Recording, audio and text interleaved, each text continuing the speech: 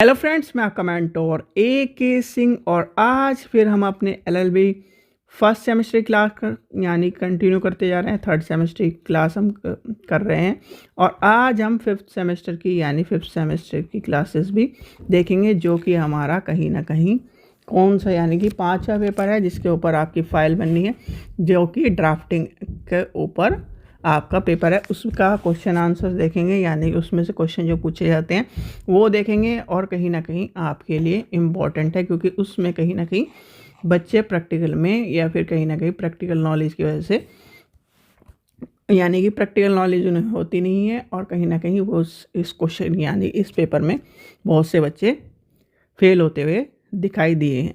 तो कहीं ना कहीं सबसे पहले आपको पता होना चाहिए आज का जो टॉपिक है हमारा प्रतिवादी पत्र यानी कि रिटर्न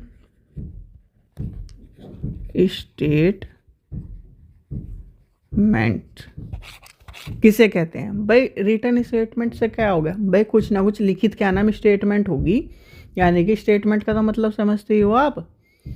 जब भाई हिंदी मीडियम अब आप बच्चे तो नहीं कि पहली क्लास में स्टेटमेंट का मतलब ना समझते हो।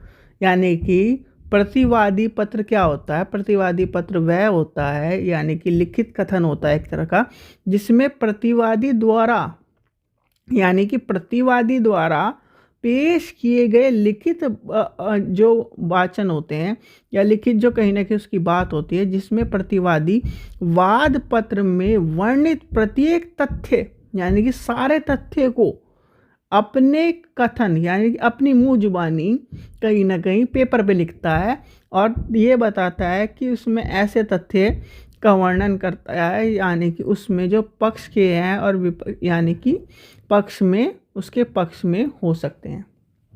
लिखिए, प्रतिवादी पत्र या लिखित कथन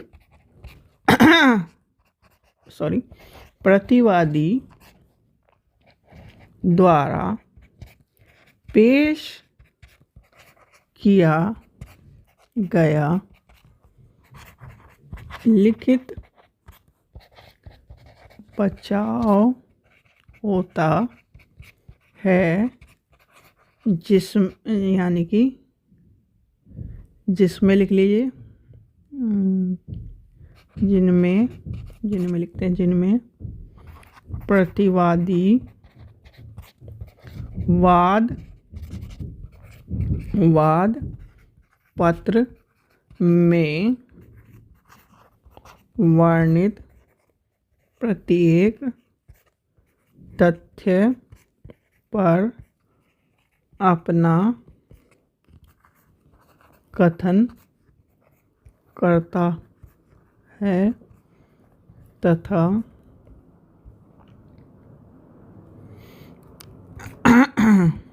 ऐसे नए तथ्यों का वर्णन करता है जो कहीं ना कहीं उसने यानी कि किसी ने बताया नहीं है,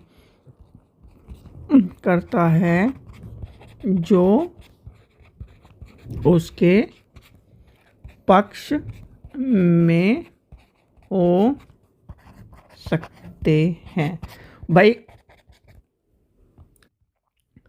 जब कहीं ना कहीं प्रतिवादी पत्र अपने आप जैसे मान लो आप प्रतिवादी हो, आप अपनी मुँह जुबानी तो अच्छी तरह से बता पाओगे जी क्या क्या घटना हुई थी, क्या क्या चीज़ें हुई थी। तो कहीं ना कहीं जब प्रतिवादी पत्र की बात आती है तो कहीं ना कहीं लिखित स्टेटमेंट में बताता है जी मेरे साथ ये निम्न निम्न घटना हुई, पहले ये घटना हुई, फिर ये घटना हुई, फिर ये घटना हुई, फिर ये घटना हुई। पुलिस अपना काम करेगी, पुलिस अपने हिसाब से घटना को लिखेगी।